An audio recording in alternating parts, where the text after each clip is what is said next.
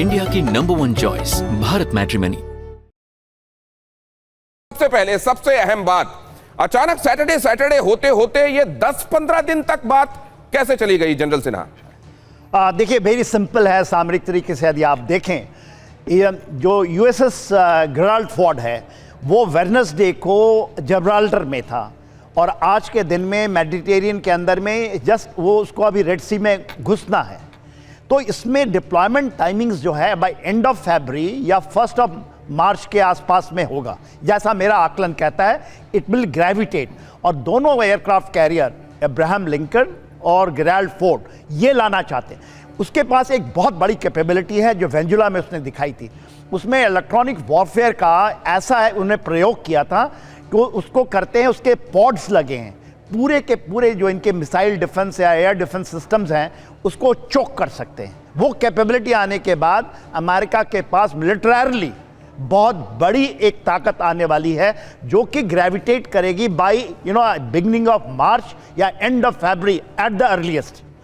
115 aircraft वहां पर उन्होंने ले आए हैं, B-2 बॉम्बर से लेके F-35 से लेकर सब। ये जो पेंटागन से इशारे मिले, ये जो एजेंसीज ने, कल हमने ये बताया अपने दर्शकों को कि इस बार तो सैटरडे बड़ा खतरनाक लग रहा है। ये वहां की एजेंसीज और वहां के अखबारों ने ये बात जिस हवाले से बताई वो क्रेडिबल सोर्सेस हैं।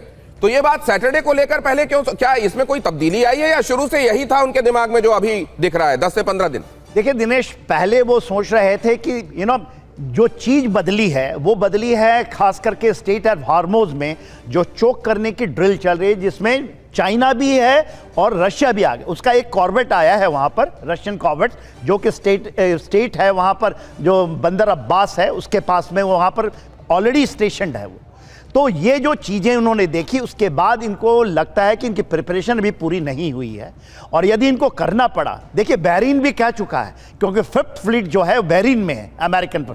तो इस स्टेट ऑफ मलाक आपका हार्मोज को चोक करना बहुत डिफिकल्ट। मिलिटरली मैं बता, सामरिक तरीके से ये कर सकते हैं। तो सर क्या एक बात मैं ये भी जानना चाहता हूं अचल मल्होत्रा सर आपसे, क्या ये कंफ्यूजन क्रिएट करने के लिए, जानबूझकर लोगों को एक भ्रम में डालने के लिए, उनका दिमाग सुनिश्चित तरीके से कुछ सोच ना पाए, इसलिए भी क्या ये जानबूझकर दिए जाने वाले स्टेटमेंट्स होते हैं और जानबूझकर ये खबरें लीक की जाती हैं एजेंसी में?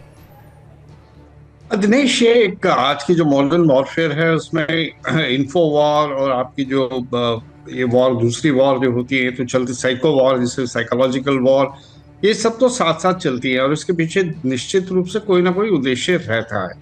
लेकिन सवाल है कि आज की तारीख में की इशू क्या है? की इशू अगर ईरान का न्यूक्लियर इशू ही है तो मुझे लगता है कोई मुश्किल बात नहीं है। 2015 में ईरान ने अपने न्यूक्लियर इशू के ऊपर, न्यूक्लियर प्लान के ऊपर जो भी उसका प्रोग्राम है, उसने यूरोप के और अमेरिका के साथ एक समझौता किया था और उसको दोबारा उस तरह के समझौता करने में कोई दिक्कत होनी नहीं चाहिए। लेकिन समस्या ये है कि डोनाल्ड ट्रंप जो है इसका इस इशू है इसको बढ़ा रहे हैं। इसको सिर्फ ईरान के न्यूक्लियर प्रोग्राम से हटाकर इजराइल के बिहाफ पर बैलिस्टिक मिसाइल, हमास,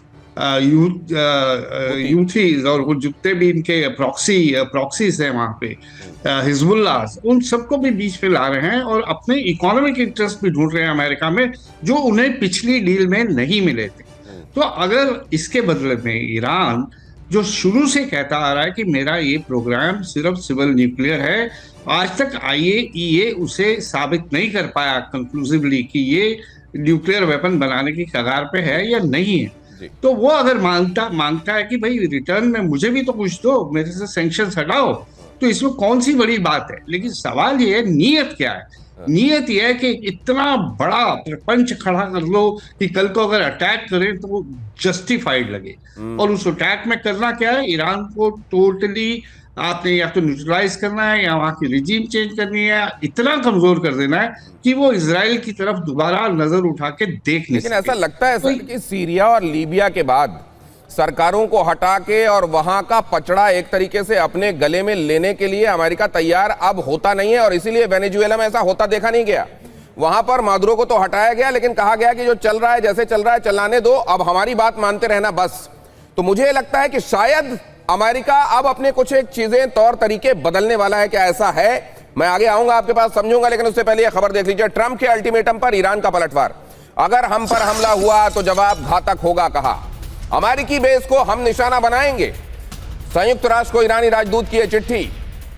अब ये जो संयुक्त राष्ट्र में परमानेंट तरीके से पोस्टेड हैं ईरान की तरफ से उनके राजदूत, उन्होंने ये चिट्ठी लिखी है एंटोनियो गुटेरेस को, और उन्होंने कहा है कि जो चार्टर है यूनाइटेड नेशन का चार्टर, उसका क्लॉज 51 जो है वो हमको इस बात की आजादी देता है कि अगर हमारे ऊपर हमला होता है तो हम अपनी संप्रभुता की और अपनी जमीन की रक्षा करने के लिए रिटेलिएट करेंगे। और ऐसे में मिडिल ईस्ट में जहां भी अमेरिकी संपत्तियां हैं, उसके एसेट्स हैं, उसके बेसिस हैं, उसकी फैसिलिटीज हैं, उन तमाम जगहों पर हम हमला करेंगे और इन जगहों को धुआं धुआं कर देंगे। ये बात कही गई है ईरान के परमानेंट राजदूत की तरफ से जो वहां यूनाइटेड नेशंस में पोस्टेड है।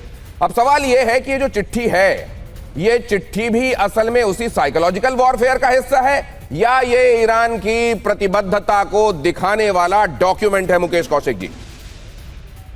दिनेश, मुझे लगता है कि डोनाल्ड ट्रंप ये लड़ाई बिना लड़े जीत लेना चाहते हैं और पूरी की पूरी बिसात उन्होंने मीडिया में बिछाई है और वो 10 से 15 दिन का जो समय दिया है वो इसी के लिए है।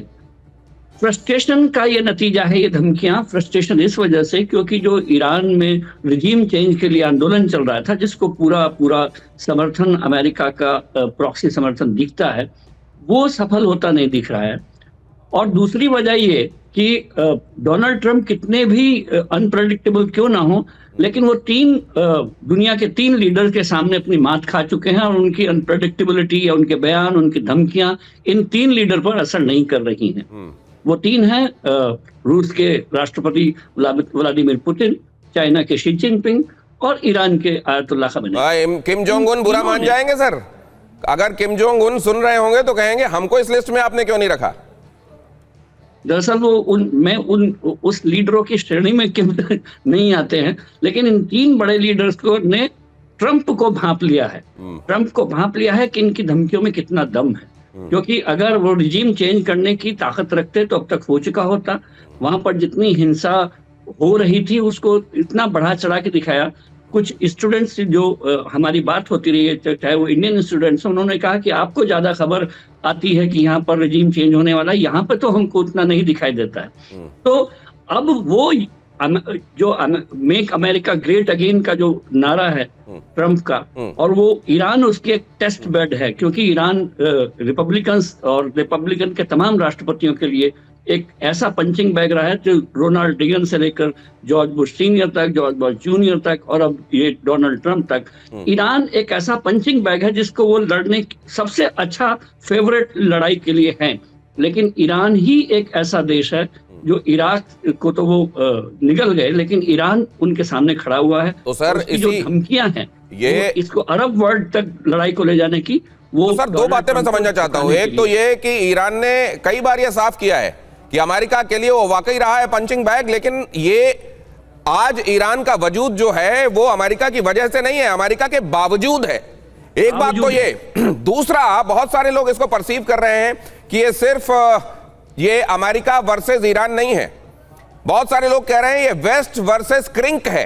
क्या ये वाकई वेस्ट वर्सेस क्रिंक है? क्या अमेरिका में इसको इस तरीके से परसीव किया जा रहा है? और क्या ये इस तरीके के कैंपेन्स जो अंडरटेक कर रहे हैं इस समय डोनाल्ड ट्रंप, क्या ये वाकई मेक अमेरिका ग्रेट अगेन वाले कैटेगरी में अमेरिकन्स भी इसको परसीव करते हैं? पूर्णिमा नाथ जी के पास जाएंगे तो समझेंगे इस बात को। इंडिया की नंबर 1 चॉइस भारत मैट्रिमनी।